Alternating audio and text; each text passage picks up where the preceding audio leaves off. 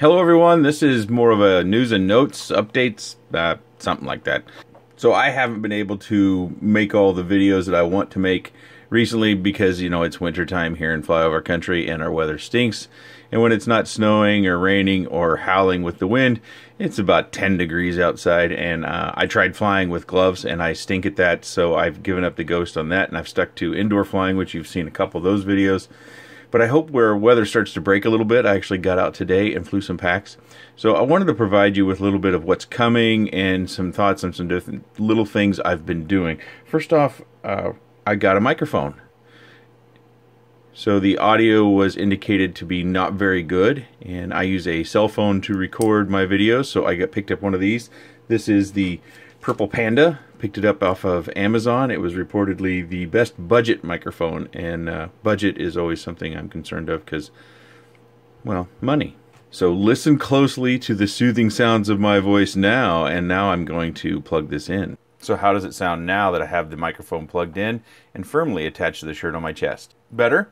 Worse? Indifferent?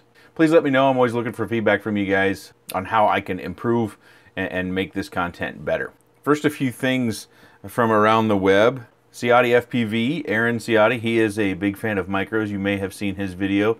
He was down at Quad Camp in Atlanta. I think that's getting close to 2.5 to 3 weeks ago. He was the pilot that was able to power loop the two tables where you come in between the two tables at the head stacked up. Anyways, it's an impressive video. You should go see it if you haven't. I'll link his channel down below. You can sure find it there. Joshua Bardwell also did a video on it, but Aaron has some different recording angles and a little bit of a different take on the whole episode. He also Matty flipped those tables and the crowd just went nuts.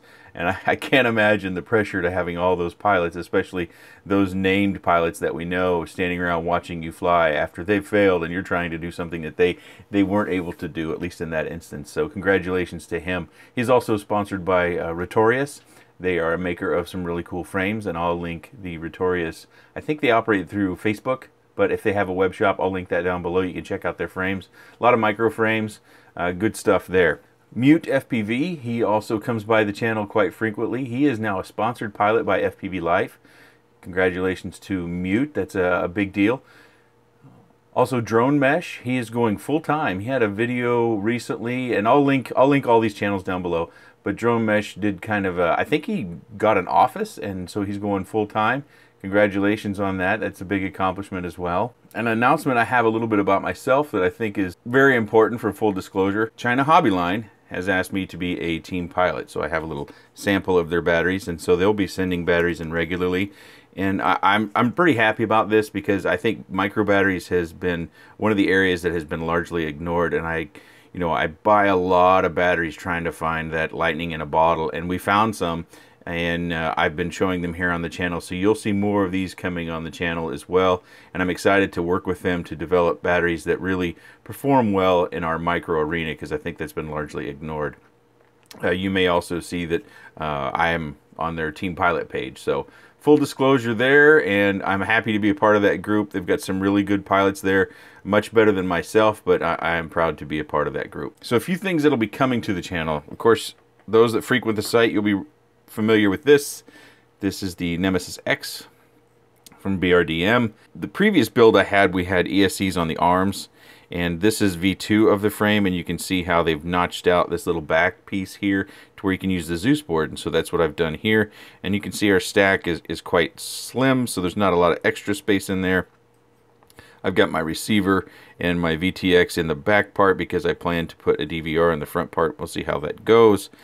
I've got the Rotor X 1107 7600 kV motors on there. I've only kind of done a test hover and a little fly around to make sure this thing wouldn't oscillate to the moon. I've also got the Foxeer Predator camera on there. I really like that camera. That's a good camera. I suggest you give that a try if you have not already. So I'm excited to do more flying with this. We've got a top mounted battery, which is very rare in our micro arena. And these down here, these are just cabinet bumpers. Preferably I'd have smaller ones and I put them out here in the arms. But this is what I had around the house, so I'm going to use them until I probably lose them. But I'm excited to do some flying with this. This is the Ascent III. This is from Dimitri at Flex RC, and this is actually made for the run cam split. I think the mini and the micro split.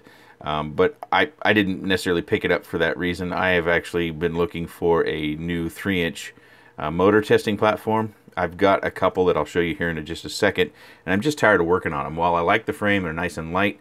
That's why I picked this up, was to see if I could use it as another test bed. You might be a little bit wondering about the micro stack in there. That is the LDRC or King Kong micro stack, and I'll link that down below. I picked this up when it was, I think it was just under $60, like 56 or 57 bucks. And at that price point, I think it's a pretty good pickup. You know, it's only got a 20 amp ESC. It's got an F4 flight controller with an OSD, and then we've got a VTX that's power switchable. This is not the antenna that comes with it, but it's soft mounted. You can see one of my soft mounts came broken, but I think it'll be fine. If it falls off, I'll just find another one out of my bin. But it's also got soft mounts on the bottom. You can't really see it, but if you watch this screw here on the bottom, so we've got a little plate, a little give. Soft mounting in micros will allow us to tune it to the nth degree. I slapped on a little buzzer and LED here on the back. The metal standoffs or supports that come here, they are golden in color, and I wanted them to kind of fit my motors. I have some RCX motors here, the 1407, 4100 kV motors, and some 3-inch Cyclone props. But so I put a little heat shrink on those, and that's been working out fine. I haven't hardly flown this outside of, again, a test hover, because that's about all I could muster in the weather we have been having, although today was pretty good. So we'll be seeing more of this. I'm not certain if this is going to become my test bed, because it is a very durable frame. It's got lots of carbon here, but it's actually kind of heavy in my opinion. I think it's more suited for what it's designed for, which is to run a higher stack and the mini split. So you can make it fit with the micro camera, but you're going to have to do something like I did, which is just to kind of hodgepodge some things together. This little guy in the back, I'm going to butcher its name. It's from Quattro Volante, the Libero Micro, running some Racer Star 703 10,000 kV motors on that. You can buy this with prop guards, and I plan to fly it just as it is in the house, but we'll see. Sometimes I can't quite pull it off, but it's tiny. I always like these little guys. Also from Quattro Volante, this is the Libero, or Libero. I'm just not certain how to say that. Tell me if you can phonetically spell it out down in the comments. I would appreciate it. This one I actually have had since, well, when the weather was decent, before we got into winter, and I smashed a camera. Just went headlong straight into one of the big trees. A little bit of a story behind that. The side plates got mixed up in his bags, and I ended up getting side plates that wasn't the proper size. And I had messaged him, and he's like, oh, well, let me send you out some new ones. And I said, nah, I'll make it work. And so I had some troubles. I had to file down the little spots where it clips onto the frame, and I got it in there. But it just turns out that these side plates are just too thin. I think the other side plates are a little bit thicker. But when those come, I'll slap on a new camera. This one, I think, could be a pretty good micro burner. I was pretty impressed with the few flights I had in it.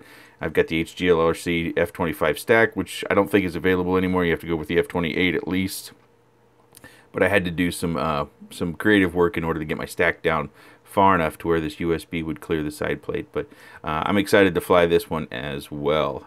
I don't think I mentioned the motors. These are the HGLRC, the 1105s, 6,000 kVs.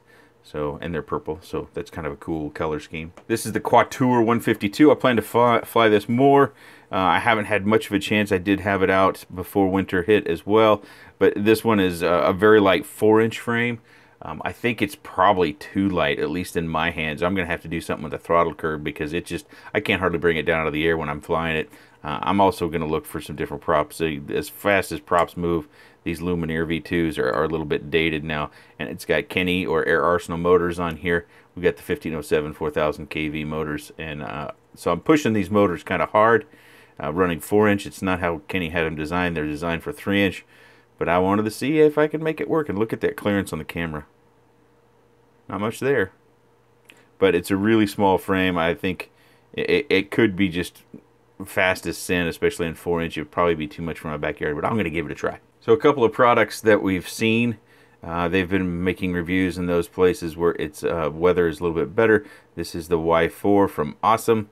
Pretty unique. I'm curious about this one. It's not, it's a Y configuration. It's not a tricopter. It's got the 2 motors. They'll spin in the opposite directions. And I'm curious about what this is like to tune. It's got that oblong stack. It's not square. It's rectangle shaped in here. We've seen this on the Q105 and some other King Kong and awesome products, but that'll be an interesting experience. That review will be coming up here in the coming weeks. This is going to be a fun video. The ET100. I've already done quite a bit of flying with this one. I flew it outside, and I shouldn't give it away. It's pretty beat up for a reason. That's a clue. This is the Ares X90. Ares is a company that's been around for a while. I remember they had RTF brushless kits. They weren't this small back when I first got started. Matter of fact, I think I nearly bought one of their 250 millimeter quads, but for whatever reason I opted not to. This did have a cage here on the bottom. I've already taken that off because that locks you into one particular battery, and it's not likely to last very long, at least not the way I land. Some lower tech stuff. I'm probably going to butcher this name as well. Mir Robot? Mir Robot? Is that how you say that? Anyways, this one's, you know, kind of more on the toy retail grade. I'm always looking for something I can give my 7-year-old, or I can give family who might have a passing interest in maybe getting them to catch the bug. This one's interesting because it has a mode that turns off the stabilization, so could be a good trainer for anyone that's wanting to go from flying machines like this that have a lot of stabilization to maybe learning more acro without spending a lot of extra money. Of course, it's unique in that it's got the camera down between the motors as well, so that'll be coming up here shortly as well. More retail or toy grade stuff. The Jumper X68T. I'm probably not going to be able to fly this one very well because I have a hard time. I typically pinch on my radios, and you pretty much can't. You have to fly with, I don't know. What I've done in the past is I've pulled these thumb pads off if they'll come off, and I've put nylon standoffs on and then try to pinch that way, but we'll see. You know, a hoop. They keep making these more and more and more. This looks like it actually has negative camera angle. I've never seen that before. And it feels fairly firm in there. That's already kind of a negative. That'll make it really hard to fly forward, but we'll see how that comes. We'll give it a go, see what happens. This is the EFly. This is another whoop, a little bit different take on it. It doesn't have a split camera. You can see it right through there. They've just rerouted the antenna down through there. We'll have to check that out. But at least this one has some up tilt on the camera. That's better. So we'll see. It's got another one of those little tiny controllers that maybe my 7-year-old will be able to handle, but she might fly it better than me. Maybe that's what I'll do. I'll have her fly it, and she'll do the review. But we'll see. So these two frames have been my testing beds. You might remember a while back when I was doing 1100 series motors, and I was trying to see if they would safely run a 3-inch prop, a 3-inch tri-blade. And largely that's not really valid anymore because we have so many new motors, larger stator size and everything in that 1100 series that can probably swing 3-inch blades, you know, and I had failures, but it was just length of time failures. But I've switched this over to where I'm just kind of testing 1400 series motors. So I've got the Rotor X 1404 3600 kVs on here, and this is actually an older motor, and I've been flying this a while. These are the Sunny Skies 1406 4000 kV motors, and I'll have a video on this actually relatively shortly because I flew these quite a bit today, and it's fairly interesting what I found. You know, these are also the props that I believe are designed for these motors. These are the 3044 TX or TR motors, or sorry, they're the 3044 TR props. So they're designed for this, and these quads are nearly identical. They're right down to even having the old RCX battery straps on them, or got buzzers in the front. This one, the capacitor that I did have on it tore off, but I didn't find any differences, so I just left it off. The standoffs that you see on here, on this one, they don't come with that hex look. They come with this rounded look. This frame is the Atlas 130. It's a Banggood frame. It's about 25 grams. With the frame and the hardware, but it will accept both 1100. You see how the motor holes are kind of drilled out there. It'll accept both 1100 series and 1400 series motors. And I did a little bit of a video on this a while back, and I was hopeful that someone would take this and make an inspired by frame with some little improvements. One being that the camera housing isn't quite made properly. Your camera is a little bit exposed. Another thing that I thought that they could do a little bit better was to space out the standoff in the rear a little bit, because you do have to be very careful about the ESCs that you run. These HGLRC stacks will fit. Hopefully you can see down there in the corner how close that is down there. If you have a more traditional stack, it's just not going to work. Or if the ESC stack is designed to where they come, the solder pads come out the side, they're not going to work either. So these are very similar quads, and I've been just doing some motor testing on these for the last almost a year now. I was running the Luminaire V2 props on this one. I just recently switched over to the 3052s from Jim Fan, and I like those props. They're good props. But I'll have more talking about this very, very soon. And another thing that I've got over here, this is a MyR C-Mart frame. This is the Froggy 135. I wish it was actually just 130, but they gone with a True X design, it looks like here. You can see I've got my micro predator in there. And the nice thing about this is if you want to, you can run a CMOS camera out there, or you can mount it a little farther back, and your camera's fairly well protected. This also is made for 1100 series motors, and you might notice I've got the RCX 1304 5000 kV motors. These motors, Aaron Ciotti has been recommending quite frequently online, and I think he might be onto something. I flew this a fair bit. I flew this on 4S. I've got again the HGLRC F425 stack. This might be the 428. I can't remember. I know those are 425s up there, but this might be the 428 here. Anyways, that stack that we're fairly well familiar with, and it goes on sale on a regular basis, but we're running 2.5-inch props here, and this is, I think, the only 1300 series motor that we can do this style of prop, the T-mount prop. This is a lightweight setup, and I'd actually looked at changing my test platform, because working on these is a pain in the butt, to this, but I haven't done that yet. I'm just not certain. I'm still looking for a really light, but yet a frame that's easy to work on, that I can swing 3-inch props on, and I can use prop testing. So if you know of something, I would be all ears. Down in the below, you know, if you find that if you leave a comment with a link and it gets slurped off by YouTube for spam, which just about every comment with a link gets slurped off into spam, I'll look on the spam tab in the back end and I'll approve it so that we can all see what frames people are recommending. I'm looking for a frame that can run both 1100 series motors and 1400 series motors. I'd like to replace this, being this hasn't really developed into anything else. It's a nice stack, but like I said, it's a pain in the butt to work on, into something that's easier to work on. And the nice thing about this is you can just unscrew these two parts, and then the whole camera pod or the top pod comes off, and it makes it a little bit easier to work on. Of course, you know, with zip tie stuff like I've got here, I'd have to clip that every time, but I could live with that. But this thing has screws you have to take apart, and then you have to unclip the camera. You've got to just kind of pull everything apart, and it kind of drives me nuts, because it's not easy to get back together. Bold Clash is sending in a new board. I don't know if they saw my video or if they just were looking for someone to test. You remember the B06 where I had a crash kind of upside down, and it shot the ESC on the board, which renders the board useless because it's all integrated. They have a new board out that they're going to be sending, probably won't be here for a while yet. They also have some new motors that they're going to be sending along with that, so I'll use the spare frame that I have and put all that stuff together with a camera and VTX, and we'll do some testing with that. Some more indoor flying is yet to come. I get a lot of questions about radios, and I have a few. I have all of them sitting out here in front of us. We've got the Tyrannus X9D Plus, Devo 7E, Devo 10, the T8, the Jumper T8 SG, that one here. We've also got the QX7 over here, and I've flown with the FlySky versions, the i6, and a couple of other those. But I get a lot of questions about what I recommend, and I usually tell people that if you have a hobby shop near you, you need to go out and get your hands on them, because that's probably the most important part. Not what the big pilots use, but how does it feel in your hand? I also get a lot of questions about my radio setup.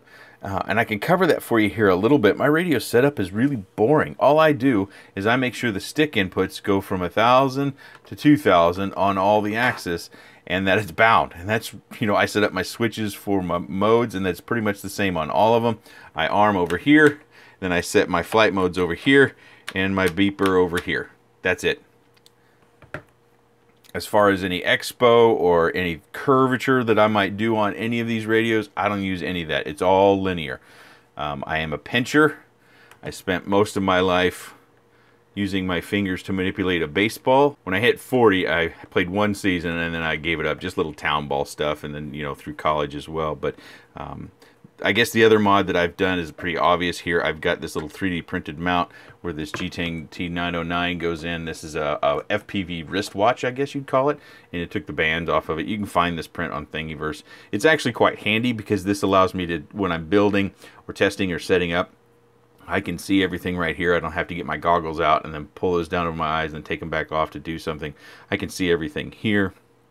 And I printed 2 of the mounts just so I wouldn't have to take them off. They're just on there with little, you could use Velcro. This is dual lock that's on here, and it sticks on. It doesn't fall off. It pries off pretty easy. This has got the standard height dual lock on it. But so if you want to know anything about these radios, my thoughts and feelings, which ones I use, which ones I don't, how I use them. Oh, I guess one other thing I can tell you, I do use this neoprene. I found some stuff on Amazon. It's like 1/8 or something thick, and it's a little bit tacky, and I find it helps my grip. I don't necessarily have large hands. I've always been told I have large palms, but I don't have long fingers. I'm not especially tall. I'm 5'11" on most days. and I'm a pincher. My hands basically look like this all the time, and I set my arm disarm switch right over here. That way if anything goes wrong, bam, I'm disarmed. I don't need to really be able to hit anything else in quads. So I use that neoprene. I have this 3D printed thing and the G-Tang 909 watch. That's about all the customization I can tell you about, but if you want me to go over my thoughts and feelings about these things, I surely will. Again, go check out Mute FPV's channel. He's got really cool, interesting videos. He does almost like a silent stop animation style of reviews and videos, and they're pretty cool. They're almost kind of vexing to where you just get kind of locked on them and you almost miss the information sometimes. But they're super cool. Ciotti FPV, he's got his channel. He's posting more and more. He also comes by. He's a micro guy, and I know he's dabbling in the 5-inch range. Hopefully we don't lose him to the dark side. Drone Mesh going full time. I'll link his channel down below. Go check them all out. Take a look. Also, if you are an enthusiast and you want to gather more information, probably the best place to go is Facebook. Like anything on the internet, it's littered with nonsense, and that's probably the last thing I'd cover. Is it seemed like for a period of time that we were in this whole FPV community, and it seems to gone the other way where it's FPV negativity.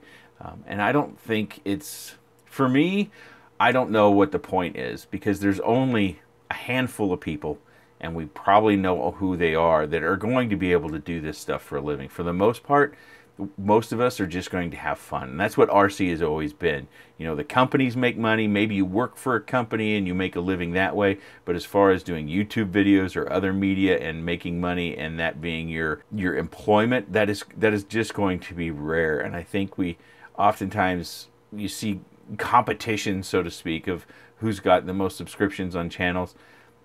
I don't think that's healthy. I know there's some really great pilots out there that are completely unnoticed, and that's why I mentioned Facebook. One, you can find a lot of great pilots that post their videos on Facebook. There's various groups. I would say just search for quads, quadcopters, drones. Search for that stuff. Join the groups. If you don't like the content, move on. But try to stay positive. I've had a few messages come my way where it seemed to be that someone else who was making YouTube videos possibly took a swipe at me and what I do. And the first couple of times I just kind of ignored it, and then I had somebody else watch the video because I had seen the videos myself, and the first couple times I thought, well, maybe. But you know, if someone's taking a swipe at me, they've got their own issues that cause them to do that. I don't have any hard feelings towards them. I'm not someone who offends very easy. You pretty much got to, you know, say it to my face in order for me to get offended. I'm a very literal person. But I've had a few of those messages come through here in the last 6 months about, you know, this person said this thing, and, you know, you should go see this, or, you know, whatever.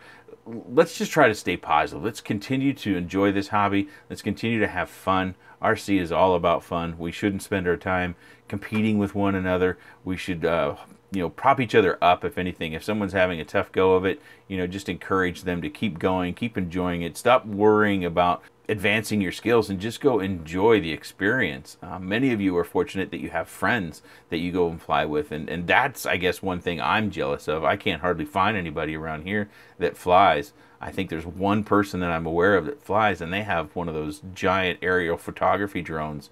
Other than that, if there's some people out here, I don't know who they are. I don't know what they're doing, and I've searched on Facebook for them. But so I guess that's what I'll leave you with. If you've made it this far, thank you for listening to me drone on about stuff. But I just want to continue to see this hobby grow and be more fun, and to get more people involved, and we can start to push back the negativity in FPV, and also the negativity that seems to be coming through news and media about how scary these things are.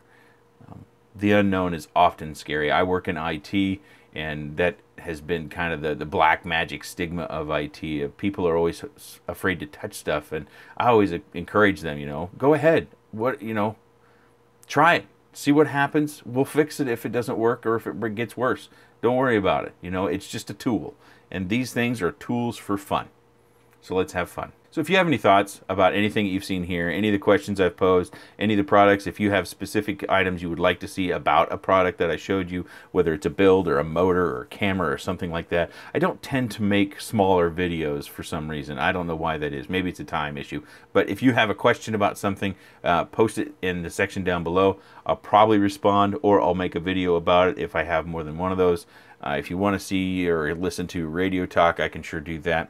We'll have some videos. Hopefully, I'll have a more consistent stream coming up here in the next few days. I appreciate your time, and thanks for watching.